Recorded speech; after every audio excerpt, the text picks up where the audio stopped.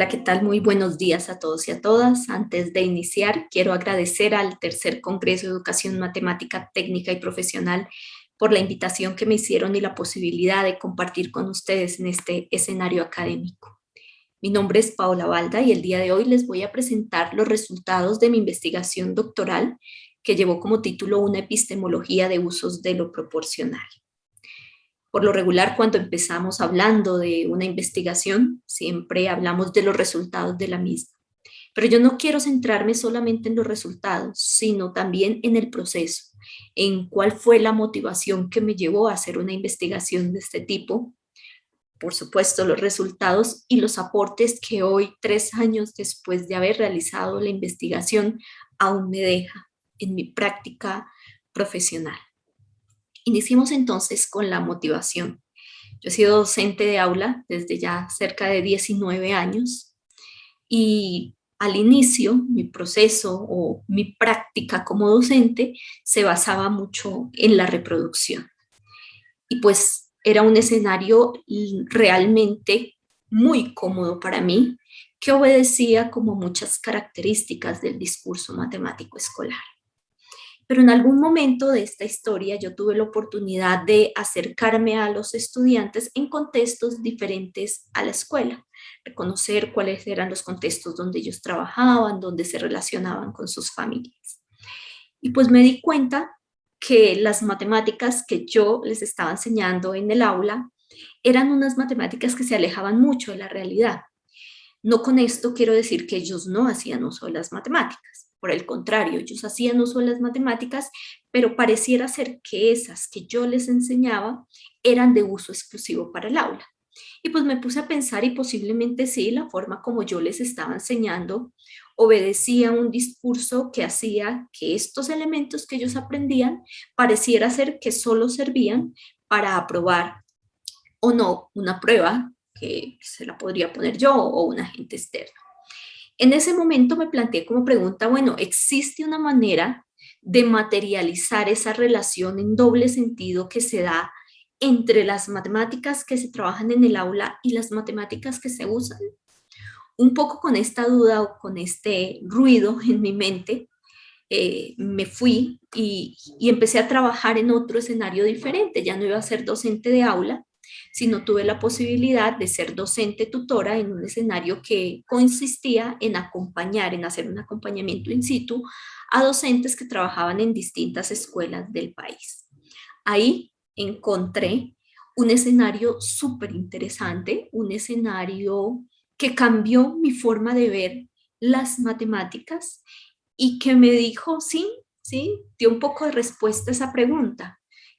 Respondió diciendo, sí existen escenarios que permiten la materialización de esa relación. Y estos escenarios son, entre otros, las huertas escolares.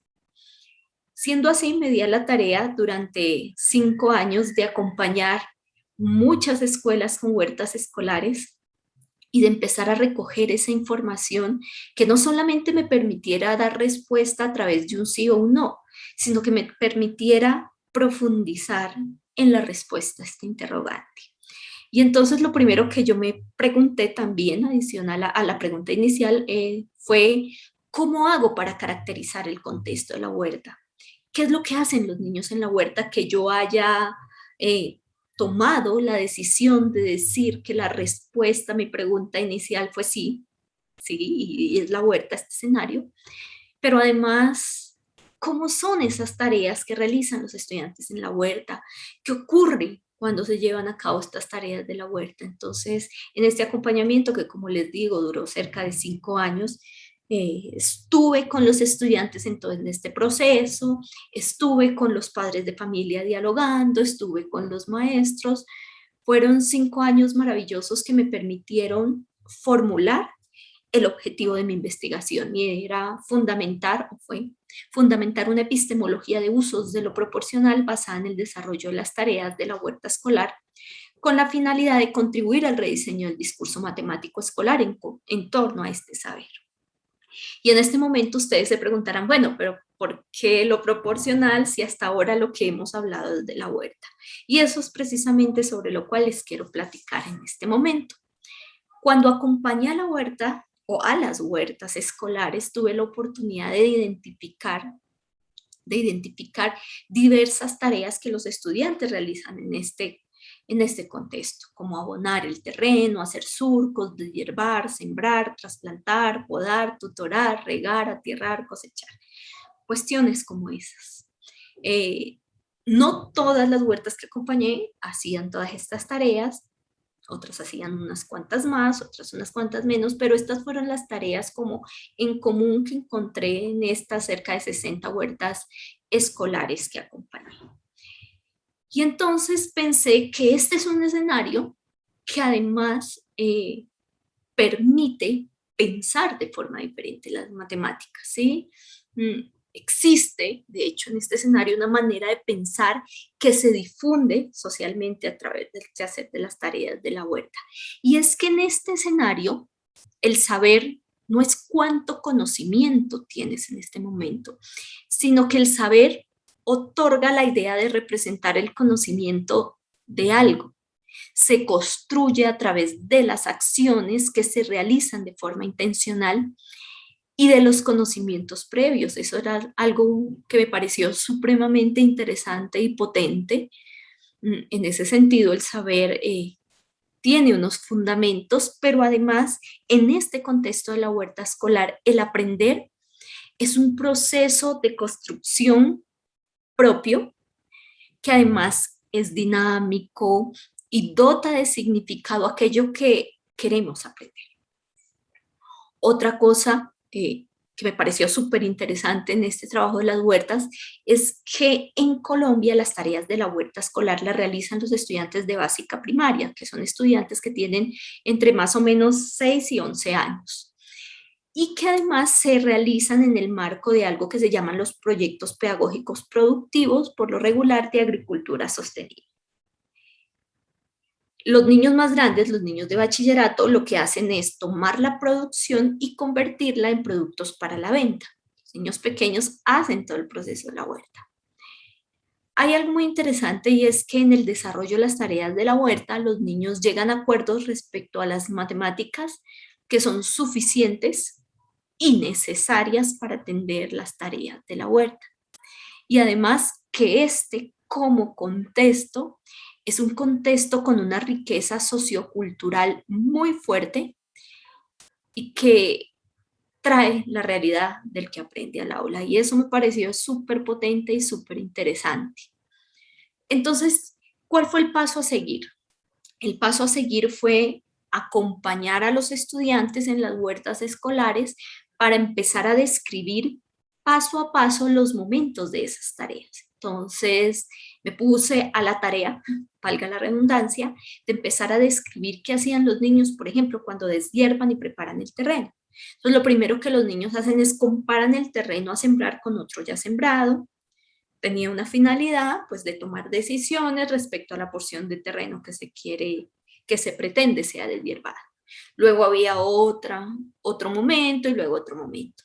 Y así empecé a tomar atenta nota, hacer descripciones de los momentos.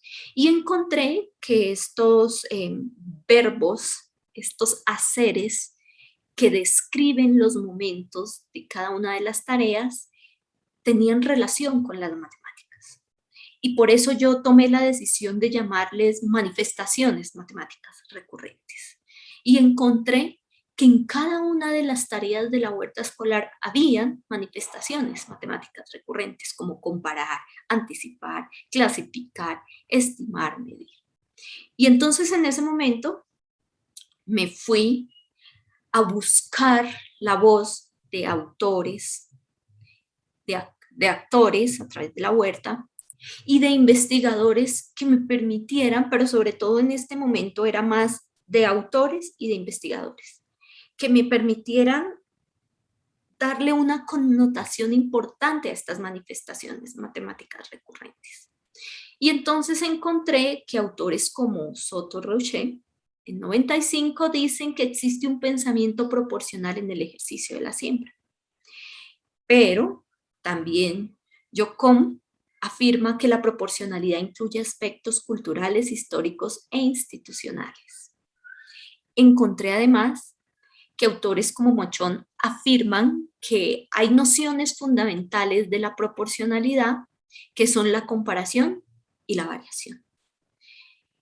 Y que Daniela Reyes Gasperini dice que la idea de lo proporcional se construye a través de una anidación hipotética de prácticas que incluye el comparar, el igualar y el medir.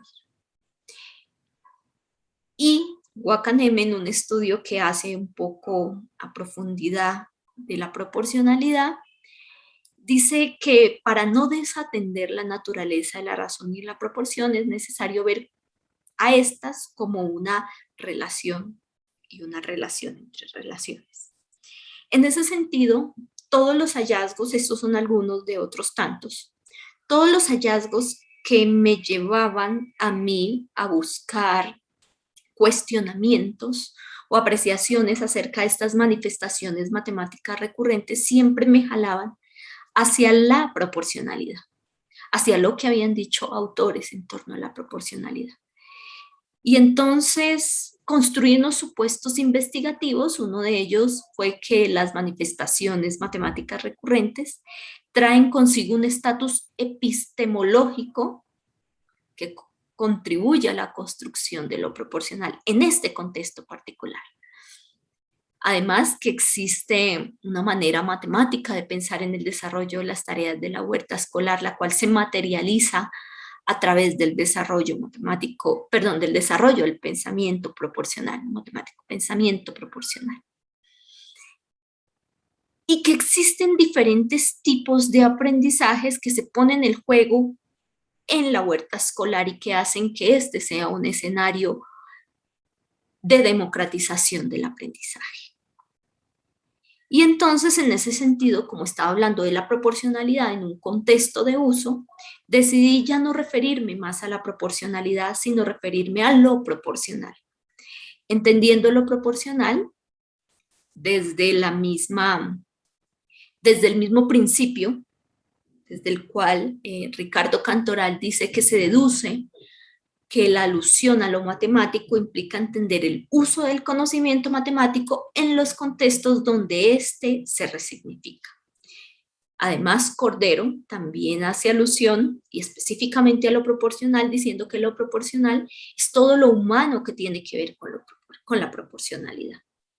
Es decir, desde mi perspectiva, lo proporcional considerado como la proporcionalidad en uso, como la estrategia empleada por el estudiante al enfrentarse a situaciones que demandan de razonamientos proporcionales en un contexto determinado. En este contexto, que es el contexto de la huerta escolar. Y a darle todo el peso y toda la atención a lo proporcional, al uso, a estas prácticas a través de las cuales esa forma matemática de pensar emerge, me llevó a considerar que la teoría que me ayudaría, que me daría unos lentes para visibilizar de forma amplia lo que los estudiantes hacen, es la teoría socioepistemológica de la matemática educativa. La socioepistemología como un sistema teórico que se ocupa, entre otras cosas, del problema que plantea la constitución del saber matemático entre la población. Una apuesta que existen formas matemáticas de pensar en diferentes acciones y en diferentes contextos, que además invita a descentrar el objeto, ya no a centrarnos en el objeto, sino aquellas prácticas que permiten su significación o su construcción. Además, algo muy interesante que me pareció y también pues le dio mucho más sentido al asumir esta teoría y no otra, fue la de reconocer al saber popular, técnico y culto como saberes que constituyen la sabiduría humana y que propone entre esos objetivos democratizar el aprendizaje de las matemáticas. Y aquí viene algo súper interesante porque estamos en un congreso donde lo técnico adquiere una importancia, un estatus relevante en la construcción del conocimiento. Quiero contarles un poco cómo desde esta perspectiva entonces son vistas estas cuestiones. Entiendo la sabiduría humana, ya lo dije, desde esta postura socioepistemológica, como que el saber grande de la humanidad no es un saber que se construye únicamente en escenarios académicos con una verdad absoluta que está escrita en unos libros, sino que la sabiduría humana se constituye a través del saber popular, que es el saber que muchas veces es producto de una herencia cultural. Entonces nosotros sembramos de determinada forma o medimos en los procesos de siembra de determinada forma porque me lo enseñaron mis padres o así lo hacen mis abuelos. Pero además hay un saber técnico, y es el saber sobre el cual ustedes trabajan todos los días, es el saber producto del éxito de una experiencia. O sea, muchas veces nos enfrentamos a personas que suman de forma súper rápida sin hacer uso de calculadoras, y es porque todos los días están acostumbradas a hacer ese proceso y han desarrollado formas matemáticas de pensar que les permiten a ellos producir con éxito una experiencia. Y ese saber técnico que es producto del hacer, que es el producto que me permite a los campesinos sembrar de determinada manera, pero es el producto que le permite a los albañiles construir paredes de determinada manera, bueno, qué sé yo, es un saber igualmente válido. Y por último, el que denominamos muchas veces saber culto, que es el que se aprende en el aula o lo aprendemos cuando hacemos lectura de libros y demás. Todos estos tienen igualdad de posibilidades de construirse, todos estos tienen igual importancia y constituyen la sabiduría humana. Y pensar en ellos y pensar en la posibilidad de que estos tres transiten en igualdad de condiciones también hace que un poco se descentre el objeto, que ya el centro de atención no solamente sea este objeto que tengo que mecanizar, sino todas estas prácticas asociadas que me permiten construirlo. Y en ese orden de ideas, esto también a su vez posibilita democratizar el aprendizaje. Y entiendo democratizar el aprendizaje desde la visión de Daniela Reyes, que es la igualdad de posibilidades de aprender que otorga el poder de saber usar conocimiento. Y entonces, en ese sentido, reconozco que la significación de un objeto matemático en un contexto de uso se caracteriza o se fundamenta en 4 principios. El principio del relativismo epistemológico, que en este contexto busca responder a preguntas como ¿cómo se acepta lo que se hace? ¿Quiénes aceptan eso que se hace? El principio de resignificación progresiva, que busca responder a las preguntas ¿qué significados adquiere para un estudiante eso que hace? El de racionalidad contextualizada, que responde a preguntas como ¿qué hacen? ¿Cómo lo hacen? ¿Para qué lo hacen? ¿Y por qué lo hacen? Y el principio de normatividad de las prácticas sociales, que implica responder a la pregunta ¿qué norma lo que hace? Todos estos principios son además los principios socioepistemológicos. Obedecen al reconocimiento de la huerta escolar como un contexto cultural de aprendizaje en el que el hacer es validado por la comunidad y adquiere diversos significados conforme su intención de uso. Entonces, ¿qué hago? Debo ir nuevamente a la huerta escolar con otros ojos.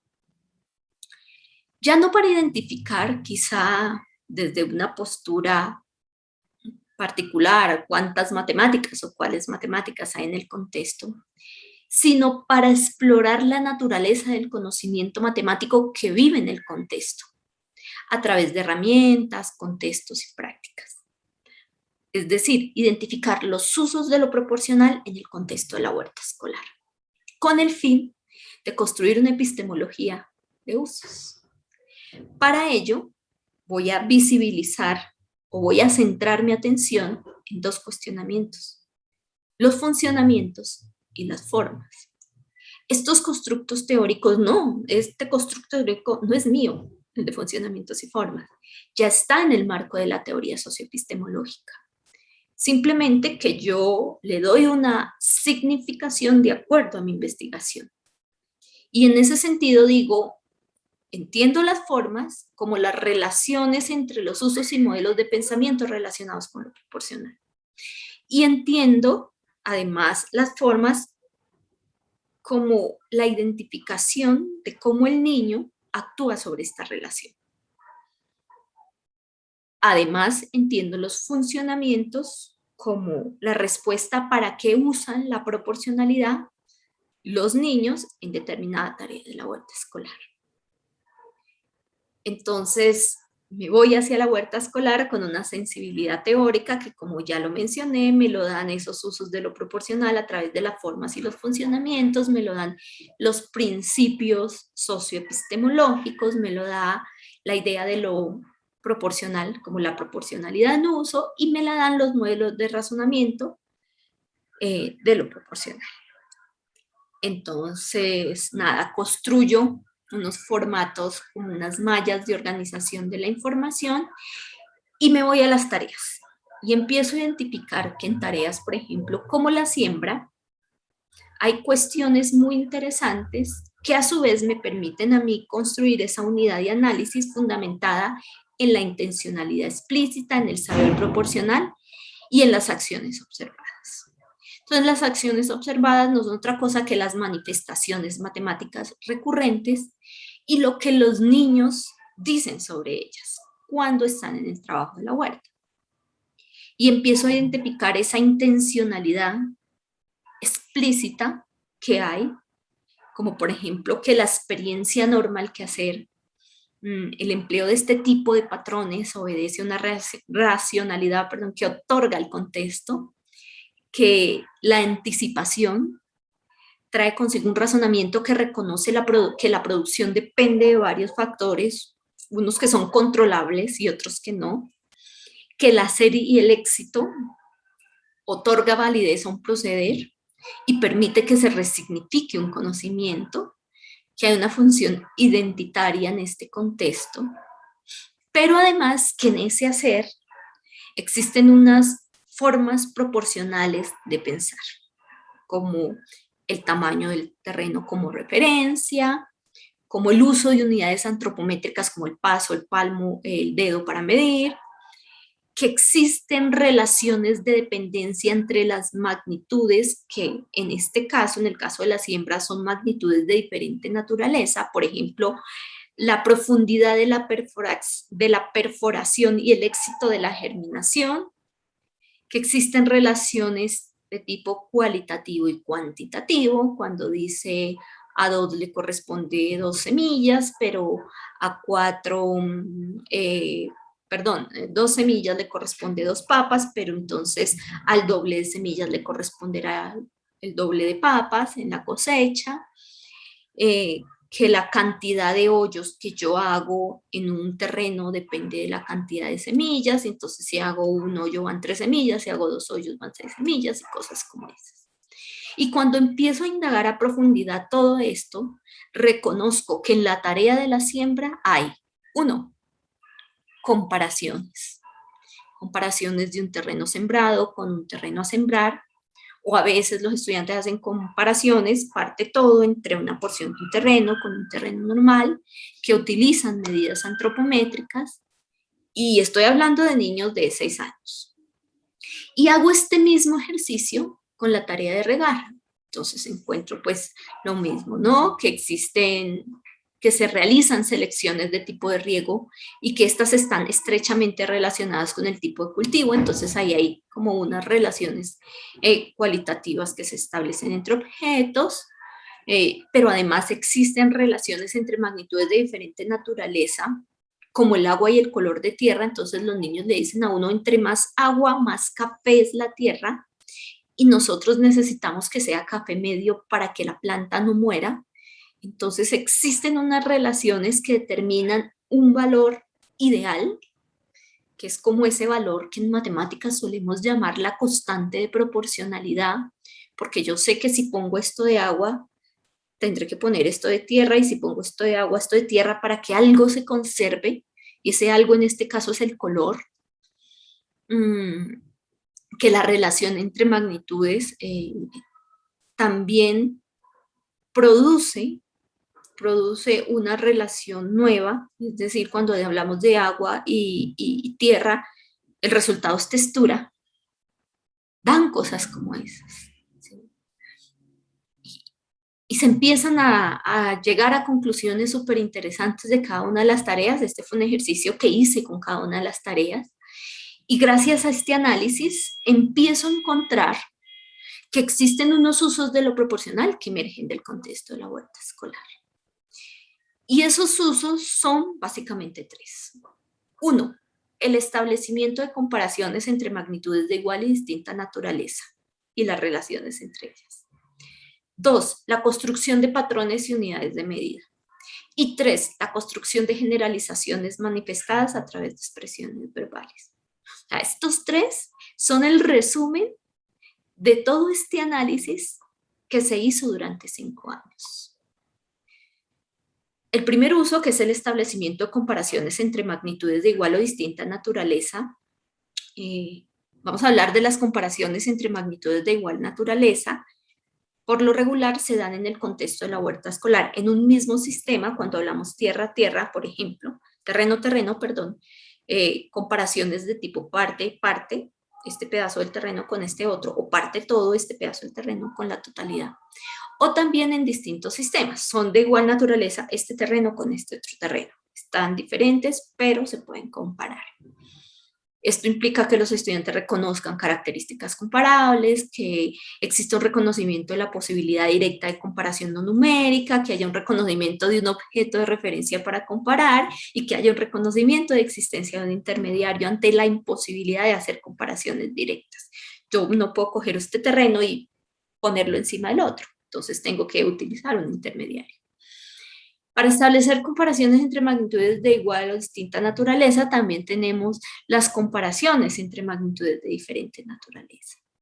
Y esto implica un reconocimiento de relaciones de dependencia, un reconocimiento de características de magnitudes, un reconocimiento de los objetos sobre los cuales se pueden establecer esas relaciones.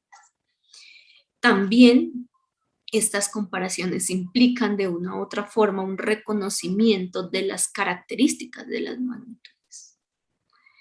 De las características como este se puede dividir en números más pequeños, este no se puede dividir, este obtiene valores absolutos, este obtiene valores relativos, en fin. Eso con relación al primer uso. Con relación al uso 2, para la construcción de patrones y unidades de medida, entonces, en la huerta escolar los patrones de medida son de tipo antropométrico y no antropométrico. Aquí el cuerpo humano es el principal dispositivo para medir en un escenario como estos. ¿Sí? Pero hay unos patrones que son propios de los contextos. Esta vara que está aquí en esta huerta me sirve para medir porque lo hemos utilizado para medir durante todo este año. Y ese uso reiterado de los patrones permite una aceptación social de su uso. Dentro de este mismo uso están las construcciones de unidades de medida, y aquí hay algo súper importante, y es que estas unidades de medida miden lo tangible, miden las longitudes, miden las capacidades, pero también miden lo intangible, miden el tiempo. Esta cosecha dura 3 meses. Y ahí obedece un tiempo que hace alusión a cosas que se repiten y se repiten cada tanto. Es decir, aparece lo periódico. No solo qué se repite, sino cómo se repite. ¿Sí? La regularidad y todos estos aspectos. Y el tercer uso, que obedece a la construcción de generalizaciones manifestadas a partir de las expresiones verbales, en las tareas de la huerta escolar se usan 2 tipos de expresiones. Las expresiones retóricas, en las cuales los estudiantes no usan símbolos, usan un lenguaje natural, reportan que aumentan 2 semillas y 4 papas y cuestiones como eso. Y unas expresiones un poco más elaboradas, que son expresiones sincopadas, que las realizan los estudiantes más grandes, más o menos entre 10 y 12 años, que es cuando empiezan a hacer abreviaturas, utilizar generalizaciones como 2 papas, el doble de semillas, el triple. Y estas expresiones sincopadas, según Cervantes en el 2014, están estrechamente relacionadas con modelos de tipo multiplicativo, mientras que las expresiones de tipo retórico están relacionadas con modelos de tipo cualitativo. Y entonces, fíjense cómo a través de las expresiones de los estudiantes también se logra evidenciar lo proporcional a través del uso. Gracias a estas conclusiones, ¿verdad? Se logró construir una epistemología de lo proporcional en el contexto de la huerta escolar, es decir, cómo lo proporcional vive y se resignifica en este contexto que es la huerta escolar. ¿Y de dónde surgió todo esto? Pues de todo este trabajo que se hizo, que partió de identificar unas tareas, luego unas manifestaciones matemáticas recurrentes que ustedes dentro de la teoría podrían encontrar con otro nombre, pero pues que en esta investigación yo decidí llamarle así, pero que me llevaron a identificar esos usos y que me llevan a concluir que lo proporcional en el contexto de la huerta escolar se construye a través de una evolución, que hay un primer momento donde hay unas acciones que representan el hacer y que son muy intuitivas, que se relacionan con el seleccionar, el clasificar, el contar y el comparar. Pero que luego de esas acciones que son muy intuitivas y que representan el hacer, hay otras, estas se transforman más bien, estas se transforman y evolucionan a tal forma que representan un saber hacer. Y que pueden ser las mismas del hacer, pero que han evolucionado, ¿verdad? Y que ya no representan algo tan intuitivo, sino un poco más elaborado. Y que son comparar, estimar, anticipar y contar. Y que esto sigue evolucionando de forma que es aceptado por la comunidad y permite la construcción de un conocimiento. Es decir, se convierten a través de la práctica, se convierten a través de compartir el saber hacer en prácticas socialmente compartidas, que son generalizar, medir y comparar. Que cuando yo ya llego a esto, ya tengo una idea de lo proporcional en este contexto. Y entonces, ¿esto a qué me lleva? Realizar esta investigación que duró 5 años y que hoy se las expongo acá en cortos minutos, ¿a qué me lleva como docente?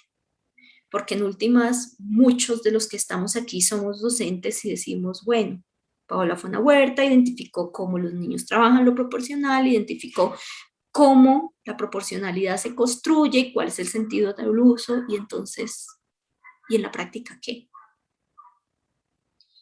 El contexto de la huerta escolar me permite identificar que se pueden generar contextos de aprendizaje, o más bien contextos de democratización de aprendizaje en las matemáticas, y que estos contextos se deben caracterizar por permitir la reflexión en la construcción, la no coerción en los procesos, la igualdad, los procesos pragmáticos, la libertad en la construcción del conocimiento y reconocer que existen formas de saber que viven ahí y que yo las puedo traer al aula, porque la verdad absoluta no la tengo yo.